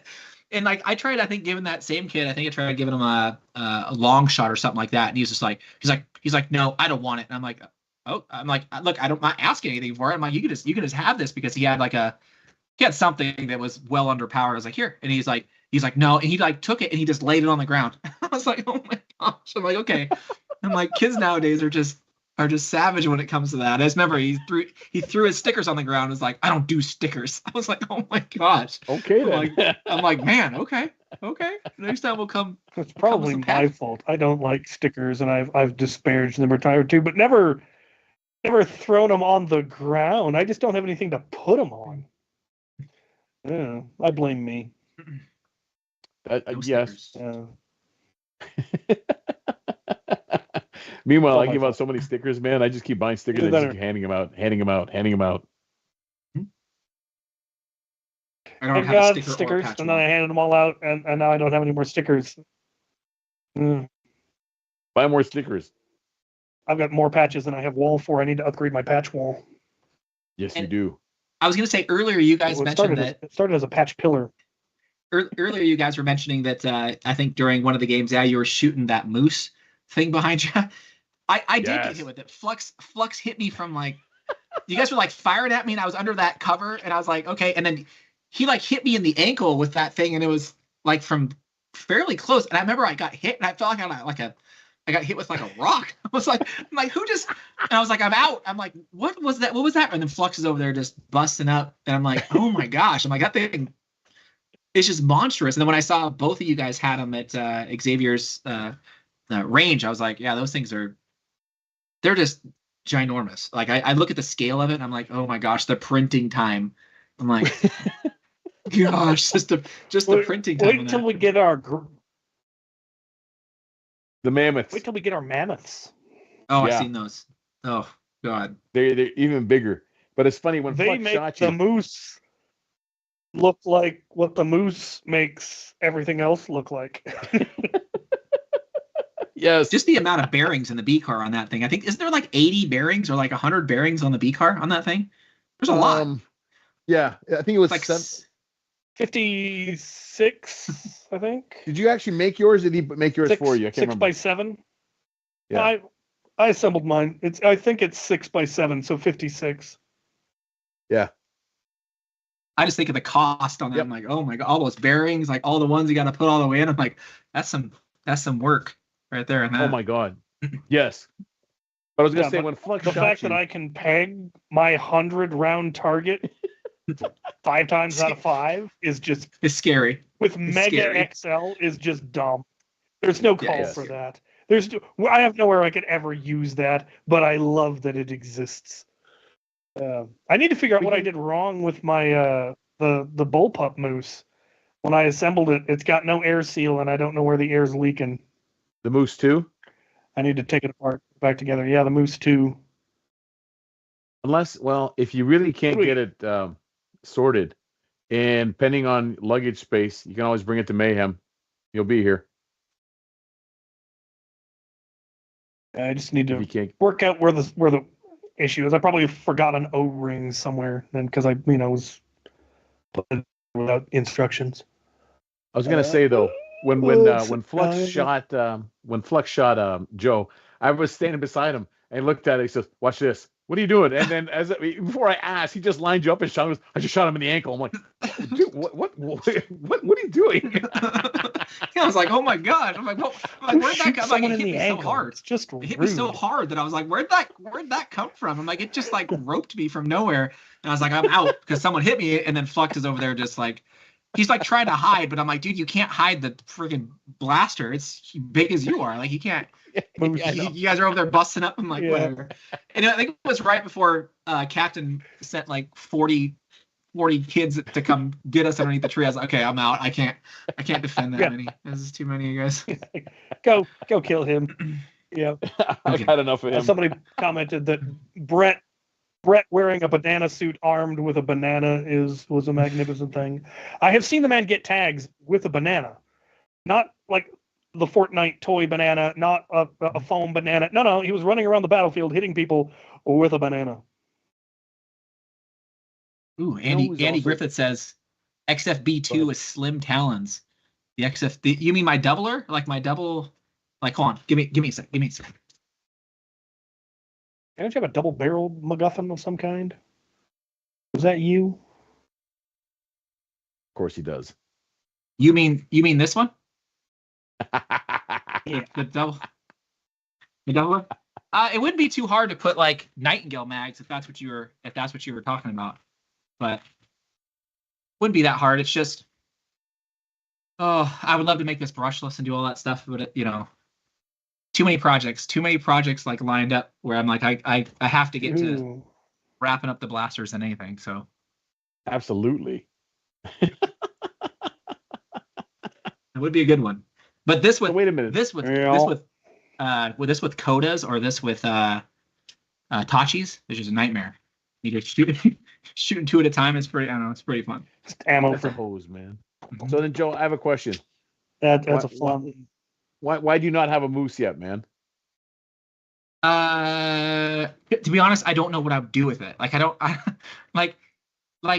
got stuff that like it's like I want one. I would sure love a metal Quinlan. I would love those, but it's like I have the Sweetheart Storm. I got the inverted scales. I love those things. It's just what you do a review on it. And mind you, I like paid money for those things. It's like you shoot it and you're like, I want one. Don't get me wrong. I want one. It's just I don't know where I would use it. It really in any of our wars. Like maybe it's just a good piece to like have, but it's just they're kind of pricey, you know. But it's yeah. You could probably make an exchange with Eric where you just swap stuff and whatever. But why you need a moose is because then now there's 3 of us, and then we can always use a 4th for a firing line. And we're creative, stupid, and merciless enough that we would have some fun heavily armed 4 moose in a large enough field. Okay, I'll reach out and be like, let's do an exchange, because I don't know what you want in mine, but no, I would love one. I think I seen one when you guys had them, but I also remember seeing, I don't know if they were out yet when Maryland Mayhem last year, and I was shooting one. I was like, my God, I was like, what is this? And I think it was the first time I heard him. I was like, what is that thing? I mean, it literally is like, it was like as tall as me, and I was like, oh my gosh. And I don't know, it'd be nice. I know they're kind of rare. I know they're more rare than pew pews, that's for sure. So I just don't know where I'd use it is my thing. So same, but I use someone it in the comments wants to know how you. Go ahead. No, you go. No, go ahead. We'll shift topics after you finish this one. So someone wants to know how you got into CAD. How did you start learning CAD? What resources did you use? I was going to go there anyway, so perfect. Whenever COVID hit, right before COVID, I was buying 3D printed mods off Etsy or eBay, whatever. And I was like, how do they do this? Like, oh, they 3D print it. And at that time, 3D printers weren't like, they were kind of getting to a reliable point, but you had to spend a lot of money to get one. And anyways, I was like, I want to be able to do that myself. And mind you that I have no schooling for it. I've never taken a class for it. I'm a software engineer by day. That's what I have my degree in. And so I know nothing of CAD as of 5 years ago. And then I just opened up CAD or Fusion. Actually, I kind of tinkered around because I didn't know what to use. I think I looked at SolidWorks. I looked at Tinkercad. There was a couple other ones, and I kind of ended up on Fusion because I felt like Fusion, as you got better, you didn't limit yourself with things like Tinkercad and stuff like that. You're actually using something that is used in the industry. I get that the learning curve is far steeper than the other ones, but I knew in time it would be better.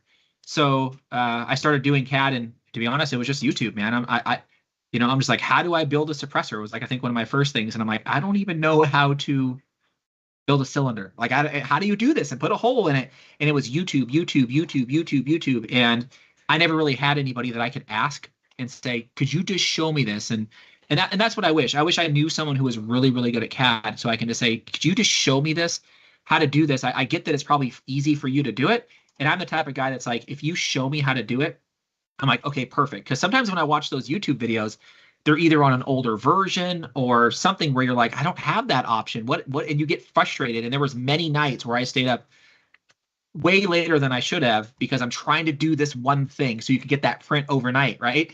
But as you get better and you learn how to do stuff, I was telling Alan and Cap before that you get better and better and better and better and better. And then stuff that you built a year or 2 years ago, you're like, man, I could build that now in 5 minutes comparison to 5 hours before. But it was all YouTube. And then you get to a point where you're like, hey, I have the tool belt now to know how to do this and bend this and do this.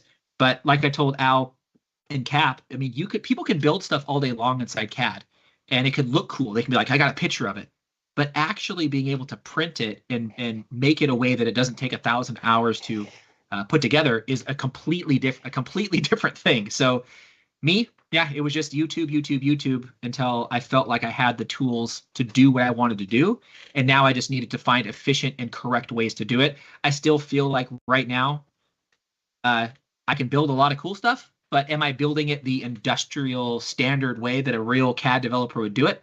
I don't know. I've never, had a job as a CAD engineer, but I feel like, yeah, I can build some pretty cool stuff, much more efficient. But I guess it's like that with anything, right? As time goes on, you get better and better, and you learn all these kind of tricks, and you can just look at something now and say, yeah, that's doable, or wait, that's probably not doable because that piece is going to be too thin, or something along those lines. So it was about YouTube for about a year and a half, and then all the rest was just self building something, because you got to build it. You got to build it and you got to fail. And I'm going to tell you guys right now, man, there's a lot of designs that failed. There's a lot of designs that I couldn't finish because I didn't have the knowledge. And there was a lot of times where I'm like, I just don't want to do that. I don't want to do this. I'll just go back to what I know. But when you build stuff that's out of your comfort zone and you get it to a point where you're like, okay, this will work. And wow, it took me all these extra days. Yeah, that's where you really start to learn is where you kind of go out of your comfort zone and say, you know what, I failed at this, but I'm not going to stop. I'm going to keep doing it. And that's where I feel like I got today is I feel like I'm decent. I'm not there's a lot of really good people out there who are building stuff. And I'm like, my God, you guys are awesome. But a trick to everybody, if they want to know, is if you really want to accelerate your designs, you can get like one of those 3D scanners.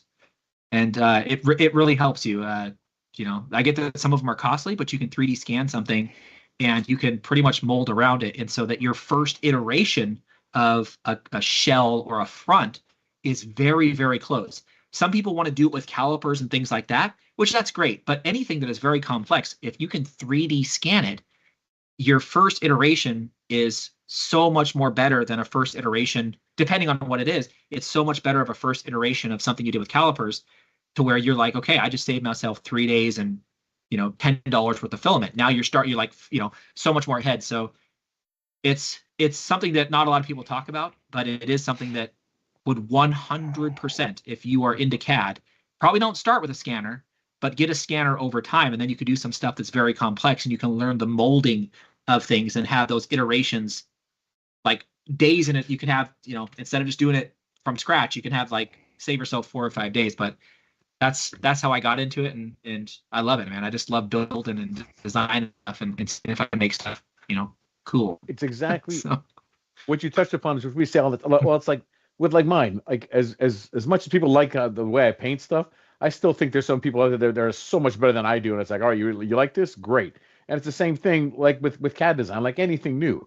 It's not like your first try is going to be fantastic. Second try, man, it's going to take a while. And yeah, I learned on YouTube after about a year, and there was a whole lot of trial and error and epic fails. But that's what makes it fun.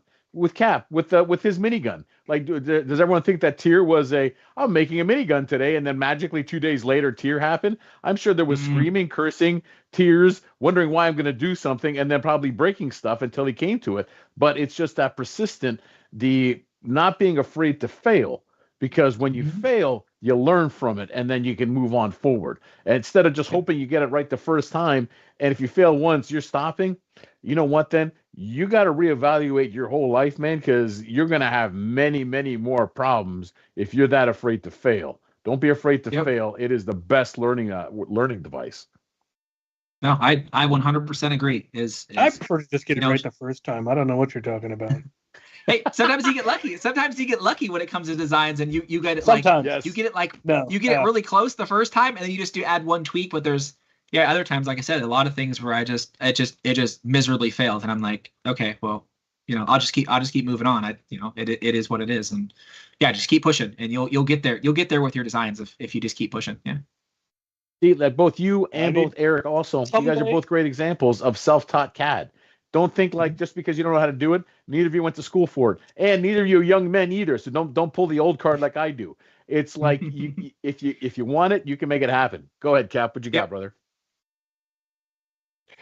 I haven't graduated past Tinkercad yet because I haven't tried to design anything that requires more tools than that.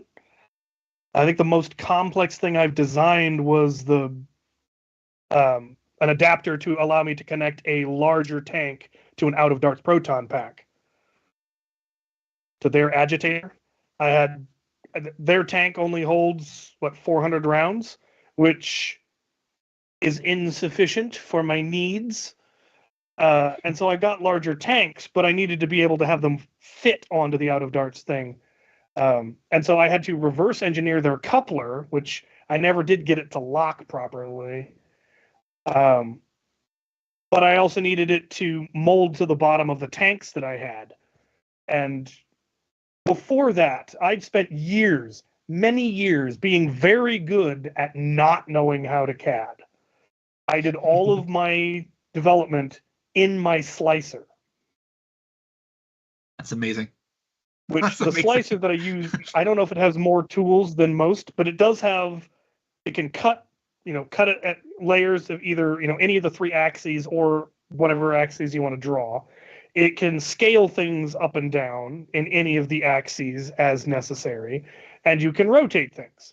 And with just those tools, I did a lot of interesting stuff by taking other people's designs and just reslicing it. And you can also copy and paste. So I could copy a section and it's like, okay, I need a rectangle. Okay, well, I'll copy it, paste it, slice it down to where there's nothing but a rectangle, stretch that into the shapes I need. Jeez. And yeah, it was like forging the Mona Lisa in MS Paint is what I was doing. It would have taken me so much less time to just learn CAD. And finally, I got to trying to do things that there was no way I could possibly do it in a slicer. Like making a multi-directional curved plate that fits onto the bottom of a plastic jug. It was impossible to do that. Whereas it took me a half hour in Tinkercad. Like, I have wasted an inordinate amount of my life. But it is cool. Just go, oh, I need a part shaped like this. I could fabricate that out of metal. I could just go jump into Tinkercad and throw it up and print it and be done. It's amazing where technology has come. Like the blaster I recently built for Al, the Nerf Titan that is proton pack fed. Mm-hmm. I opened it up and I took a look at it. It's like, okay, I just really all I need is a flywheel cage that fits this blaster that has the right spacing for rival. And somebody had already made the cage for the blaster. They hadn't spaced it for rival, but we reached out to the guy who had made the original one, Buff Daddy. And he, half or 15 minutes later sent me a file that was rival spaced. And then all I had to do was graft on the hose coupler and the pusher motor housing. Done. Now I've got a Titan flywheel cage that'll take proton pack. I plan to do the same thing for a Vulcan. I've got the Vulcan cage from Anthony. I need to get it respaced for rival and then mount the hose and a pusher motor, and I can make a Vulcan that takes proton pack. I've been wanting to make one of those. Why not? Like a blaster that shoots those 50 cal foam balls. So I kind of have a design, but I'm like, I want it to be fed from the proton pack. Like it's just the and I'm like, man. So if it holds 450, now you can fit like 1,000. Yeah, you'd need to miniaturize the proton pack, but it would be a lot more efficient. Yeah, it usually just like in my head, it's like cleaning the hose. Up that mess would be an absolute nightmare. Well, at Mall Battle, it's not too bad because they just like brush it up. So that's why I was like, why I brought the proton pack because it's like they brush it up and they just put them in a big thing. I'm like, I can just shoot 500 rounds every match and they're just gonna sweep them up, put them in the thing. I'm like, oh, that's great. And so I tried using two proton packs, but one of them kind of burnt out. I was just ripping too many shots. I just didn't care. It's like I'm gonna send 1,000 shots down the tree, but I've never done that. Small controlled bursts. I still need to repair tier. The last person who used it just held the trigger down until the flywheel blew off. Well, it bores someone. Like when we're picking up the stuff, the kids put a pine cone in the pack, and so they're like, why isn't it shooting? I'm like, there's a friggin' pine cone in it. Like, what do you? So at least they didn't burn it up. I had at Maryland Mayhem. I think the first Maryland Mayhem I went to, I died before my proton pack was empty. It was getting close. I was about maybe a quarter of a tank left when the Zeds finally got me. And I hadn't realized that somehow a hog wild ball had gotten into the tank. Ooh. And I don't want to know what that would have done if it had hit the agitator or if it had reached the flywheels, but it would not have been good. So I'm glad I died when I did. Yeah, burn it up. Burn it up. By the way, so for those that have proton packs, and if you're looking for a sleeve for the hose, I found a thing and it Don't worked. give away all the secrets, man. And I guess this is where we No, pivot. let If him you know. want to It's know, brilliant. send Captain Xavier money, and he'll tell you what it is. Then No. Tell him it's brilliant. It's something I never would have. This is the problem with trying to find something on the internet. If you don't put in the right words in Google, you'll never find it. And looking for something that could cover the hose of your proton pack, so the wires aren't exposed and it looks a little bit nicer. I just fabricated one because I know how to sew when I've got a sewing machine and boxes of fabric. So I just made one out of black denim, just a black duck cloth. Works lovely. Al here knew the fancy words to put into Amazon to get the good stuff, and it's a chandelier cable cover. It's stretchy, it's Velcro, it's 6 feet, bunches up, man. You just I'm gonna order unvelcro a it. pair of them. They were like $7 each, and it's perfect. It covers the hose perfectly because the inner diameter is just enough. Hey, if it works, it works. I'm gonna get mine. Yeah, it comes in a 2-pack for $22. I'm gonna get myself one. And it comes in like 3 Because colors. I've got 4 proton different packs that colors. don't have hose covers. I've only ever made 2 hose covers. What? Yeah, they come in different colors. Yep. It is. So yeah, I painted the one he got me. I finally got a yellow tactical backpack, which is so much Molly, which works well. And then I got the hose cover. I still got to keep going. And so now I got to figure out how to get a bigger tank on this one as well, just because I got a bigger backpack. How many rounds does it hold? I just got the original, whatever, No, was it 400 rounds? Yeah, the jar. Oh, the 400. backpack? The backpack Yeah. is... If you have the same one that I have, which it looked like it was, it should hold up to 800. Which is I have mine. My HVZ one has a tank in it that holds 800 now, and it's a rectangular tank, so there is no spare space in that backpack. What did you use for the tank, or did you fabricate it? I got it on Amazon. I'll send you the link. Perfect. Because I'm gonna do. You've got a 3D printer, right? Oh yeah. Okay, I can send you the file I used to adapt it to the Out of Dark's proton pack. So Perfect. Print that out, glue it on, cut the hole, glue it onto the proton pack. Make sure that it is very, very secure to the proton pack. I mean, if you don't have screws or glue or something, the pressure on the tank will pop loose the seal, and then you'll just be dumping rounds into your backpack. I have never seen people die badly because this happened. I will do that. Joe, are you taking notes, man? Joe, what is your favorite game type? There we go. Ooh, wow. Ooh. God, that's a hard one. It comes down to who I'm playing with. I think if it is just a mix of people between adults and kids and whatever, I kind of like I don't what's the name? Is it called free for it's the game cap where you get 4 people and then you go and then you wait a minute and you go. I don't know what the official name for that is. We always called it rotating teams. Okay. Everyone else seems to call it speed round, and I have no idea why. We called it rotating teams because you're in rotating teams. It seemed to make more sense than speed rounds. Some people call it bear pit. I like that type of play. Team bear pit. And the reason why I like it is because it's like you're always mixing people. It goes until you're tired. Mm-hmm. Yes. Yep. And you're always mixing up the teams, so you're never fully eliminated. Yeah. Yep. We used to do it back when I did medieval recreation as squad building tactics or training.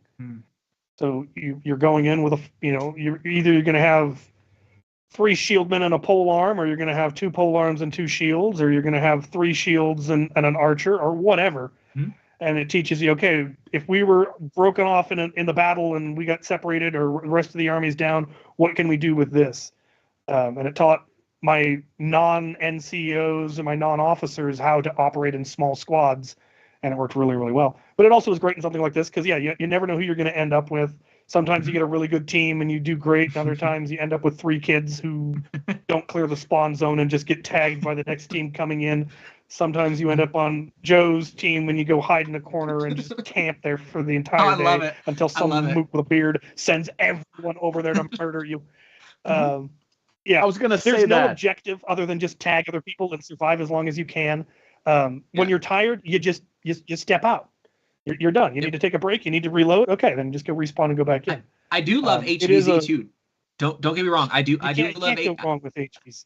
The reason why I like wait. HVZ. No, wait. Let's rewind a little bit. I just to be clear, the reason you like the respawn game is not because you get to respawn with other people. It's because your 4 can hide in the bush and nail all the chumps running out there disorganized. Let's be clear about this. I just like it. I like it because of the chaos and playing with people that you usually sometimes would never play with, like the kids, and you could show them and say, hey, look, we can do stuff that are sneaky, or I could be like, look, you're super tiny, you can hide behind this tree right here and no one's gonna see you, and I'm like, let's get these guys when they spawn camp. But I actually, my best would be HVZ. I really like the Ragnarok type of HVZ where you have different teams, and when we played on that school campus, it's kind of like you can go out and do things as an individual. You can go out and do things as a group, and you're not kind of stuck. I felt like Maryland Mayhem was more, you were always in the group kind of walking. There was no real benefit to saying, hey, I need 5 of you guys. If you can make it to that hill and go talk to this NPC and do something and not get tagged, you can get something.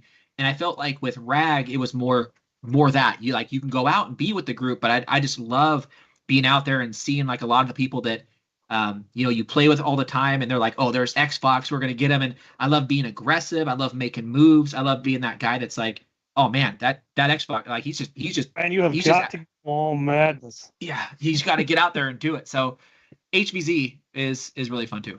But now, see, you got me amped up for Mall Madness. Now I'm just like, you've got to get the Mall Madness. I'm like, I got to do it. Mall Madness is, like I said, it's on a different level. The sheer level of how intense it is, because you're unlike being spread out over an entire high school or over an entire college campus, you're in a mall. There is nowhere to run to. Yep. There is nowhere to escape. And it just gets really, really intense, really, really fast. Plus, you get to level up. You get to unlock special abilities, and your squad mates get special abilities, and every zombie is a super zombie. But it's also kill confirmed. So it's not like you make one mistake and you're tagged and you're out. No, they have to tag you twice. Sure. 2 different zombies have to tag you, so you can get tagged and saved by your teammates if they're paying attention. And it's just on a whole different level. HVZ is how I got into Nerf. It is always going to be my favorite. You gotta. How do you feel about Pinger HVZ in the arena? Have you gotten to play that one? Yeah, I mean I mean anything in your arena is great, and I don't want people to be like, oh, the arena is like cutthroat, like fast. No, sometimes we play at hammer shots, bucket of pistols, and you're shooting like 80 FPS. Yes. So we're always like, man. And you're I do admit you're that lucky sometimes if it's 80. Yeah, sometimes in your arena, right, it is. You're playing 150 FPS. It's close quarters. It's tactical. It's fast. It's quick. Okay. But then at other times, you mix it up to where it's not that level of intensity all the time. So Pinger HVZ is one of the coolest things I've ever seen in my life. I didn't even know about it until you're like, here, Joe, grab this thing. Don't look at it. Put it in your pocket. I'm like, what's this? You're like, when one of those goes off, that person is a zombie. And I'm like, oh God. And so like, you don't know who, you could be walking with your best friend. Yeah. I could be walking with Flux. I could be walking with someone, and all of a sudden their thing goes off. You need to run, or you hear it. Yeah, you hear it and you start hearing people scream, and you're like, oh my God, you're like, run. But there's so many, like I said, it's like a big maze, but it's you have places to run and hide. And that's what makes it so intense, is I feel like, sure, when you're playing at 150 FPS and you're really intense and trying to make all those moves, your intensity level is here. But Pinger HVZ, your intensity level is here also. It's just on a different level. You're like paranoid, and you're hearing these things go off, and you're like hearing people scream, and you're especially like, I gotta hide. The zombie mechanic of when a zombie gets tagged, they are stunned in place for 5 seconds, and they have to count it out loud, and then they are immune to all tags for 5 seconds. Yep. So you tag and you run. You can't. There's no spawn camping the zombies. There's like no the terrorist stunning. Terrorist town, or whatever it's called. There's no. Yes, Terrorist Town is the one on also like too, man. That's also a fun one. Oh man, that one hands out. I'll play it all day. I'll play it all day. Cap, you got to tell them how it's played, because it hands down it's good. It is good.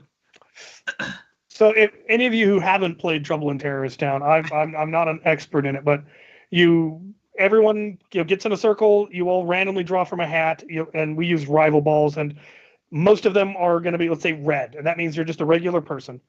There is then going to be one or two that are a different color, and those people are the terrorists, and their goal is to kill all the non-terrorists, and the other player's goal is to find out who the terrorist is. Everybody's armed. You go out, you say go, and yeah, you have to try to figure it out. And there are more complicated versions. You can add in like a sheriff who can interrogate people, and if they ask you if you're a terrorist, you have to tell them. Or you can also get into more complicated rules where if you are a civilian and you kill another civilian, you're penalized in the next round. Mm-hmm. I did that. And typically, everyone's armed with like hammer shots. But if you tag a non-civilian, you get a maverick, or you get an element, or you get, a sock, or you get no weapon. And it's just wonderful, wonderful, wonderful chaos. Yeah, it's basically very similar to Among Us. Played with Nerf blasters in my arena. And it's fun. It's great. I actually learned Pinger HVZ while in England, is where I learned that game. Oh. They were playing it in a place called the Foundry, which was an old factory that I genuinely believe was bombed during the Blitz. Like we were indoors, but getting rained on in this old bombed out factory that they turned into a maze. And it was probably the size of my arena, but square instead of being long and narrow. And they played with grenades, man. The Europeans have grenades they use in Nerf, they use caps, like the toy cap gun caps. Mm-hmm. And basically, if you can see it and it goes bang, you're dead. And it's just an honor system. And they're a little more willing to throw hard plastic things around because they have healthcare. I have a couple of the caps. The Danes gave me a couple of them. And yeah, that's where I played Pinger HVZ, and it was absolutely terrifying because their place was more close quarters than my arena is. My arena, it's the corridors are 8 feet wide. Theirs were 5 feet wide. Oh, jeez. And all very short. And there occasionally it'd open up into a room, and the zombies could get you. And again, it's the 5-second tagged 5-second mortal, and I managed to do something that no one had ever done. I survived. I don't think I did. I said I was dead, but they ruled that I had survived because there were like 5 seconds left. I was the last human. All the zombies were coming at me from every side. I'm in a room. They're just about to tag me. My blaster is empty. I set off my grenade just up against the wall. Just bang. And all the zombies are now stunned, but my argument is I've definitely been blown up. I'm clearly dead, but they had very strict no friendly fire rules. Ooh, look at that. So my grenade doesn't kill me, apparently. It's like the UV grenade and blade, man. And I argued, no, I'm all over the walls, but I'm not a zombie. So you survived. I like it. I like it. I like it. No, I didn't survive, but I didn't turn into a zombie, and I'll take that as a win. All right, we're getting close to the end, and one thing I want to make sure, Joe, is there anything else you want to show us or tell us about that you're making? You guys seen it all. I mean, there's a lot of stuff that I mean is in the works. There's a lot of stuff that's going to come out probably in the next month before Maryland Mayhem, but just not stuff that I'm going to show yet. I'm going to leak it probably over the next week or so. We are going to bring a lot of stuff to Maryland Mayhem coming up. So last year we weren't quite sure, how it was all going to work. And to be honest, like a lot of the stuff that we brought, I mean, literally on the convention day, we would have sold out within 30 minutes. It was unbelievable. Yep. I was like, we were overwhelmed. So this year we're definitely going to bring a lot more stuff for people to grab and things to get. We just weren't quite sure since it was our first time that Maryland Mayhem was going to go, but we're definitely going to bring a lot of stuff. But over this next week, we have a lot of stuff coming out. Now that I'm getting some time to kind of just, kind of push out all this backlog stuff, and the weather is getting kind of better, so I can't, I like to spend time outside and ride my mountain bike and things like that. But you guys have seen a lot of my mods. I post them pretty quick, but I mean, if anybody ever has ideas of, hey, XFox, could you do this? And I get those messages from time to time. I would love to hear it, and usually if I make it, Hey, hey, XFox. yes, Can you make, for the love of God, can you make me a battery stock for the momentum? the momentum? That thing needs a battery stock so bad. Do you want to fold? The battery housing is too small. It needs a bigger battery. What? It doesn't need to be foldable, right? You want a static stock. Specifically not be foldable. I want it to run a cable up the thumb hole stock. I think you mentioned that to me a while ago too. I was like, I have because it's look at the Jin. Look at the way the Jin did its battery stock. Yeah. Make that for the momentum, for the love of God. Yeah. And the great thing about this is I was like you, having the battery in the grip was good, but now I've moved it on this version. The battery is back here, so you could actually fit a momentum battery back here easily. And I just figured it. I don't want the momentum battery. I want something twice the size of the momentum battery. That thing runs out of power too dang fast. Like an RC car battery, that's pretty huge. I don't know. I remember you asked me about it, and I could probably think of something. But now that the weather, like I said, has been bad, it's just I'm able to cruise through. But I got a lot of stuff coming out. I have a 2200 milliamp 4S. Gosh, that I want. Car battery. Yes. Yes. Like the momentum has 4 brushless motors. It runs out of power when you look at it funny. Also, could you put an on-off switch on the dang thing? Because the momentum has no power switch, and that just... Oh. I love the thing. It's magnificent. Hopefully, when I get my momentum back, Flux was just here the other day, and we were talking, and I have my momentum, then I have my other white momentum. And you didn't invite me. I flew 15 miles. Didn't invite me. He was driving by. And so he was like, "I'll take your momentum," because it shoots good, but I know that it was in the first batch and it never shot like the white one. Yeah, mine too. And so he said he would take it, and I'm like, I'm in no rush to use it, and he's like, yeah, let's take it. And I know he did like a metal main body housing, which was awesome. But I don't know if that's what he's gonna do. But yeah, I don't have anything secret to say or anything like that. At the end here, other than we got a lot of stuff coming. I love the support from everybody, man. I wish I could sit here and thank everybody that I've met, everybody that has supported the shop, everybody who has met me in person. I am the same person I am in YouTube videos as I am in person, and I can't thank the community enough for the support, the people that I've met. Again, the people who support me in my life, it's been amazing. It's been a really good journey, and can't wait to see what's to come. Right? Can't wait to see what's coming. And again, being friends with you guys are great people. It's very rare that you meet good people that you're just like, yeah, you know what, those are just good people, right? Those are just good people. So it's been a good journey so far. I agree completely, man. Dude, you're awesome. What'd you say? What'd you say? He says he fooled him. He fooled him. We did, but it cost us a lot of money to tell him. I mean, wait, we're still live. Never mind. So then, actually, Joe, tell them in case they don't know, man. Give them the links. Tell them where to find you and where you can buy your stuff and your YouTube channel. Sure. So YouTube is XFox. YouTube is XFox Games. Etsy, you look up XFox Games, and then our website is xfoxgames.com. And that might even be something that's more going to be used here coming up because, of course, Etsy is changing a lot of its rules on blasters and like kind of what they're listing. So, xfoxgames.com, Etsy, or YouTube, or TikTok and Instagram, and all those good ones. But you guys can find me there, and I'm always open for comments, suggestions, or just people even saying hi. It's always good to hear from everybody. And the good news is for those watching at home, there you go. Yes, you should, because you're only 15 miles away, like you said. Come on, man. Get out, put on pants and leave your house. So I know. I got shorts on right now. I got shorts on. Both of you put on pants and leave your house. I have not put on proper adult pants in 3 days, and there ain't nothing you can do about it. Oh my. And on that note, ladies and gentlemen, as always, man, be sure to subscribe to the channel.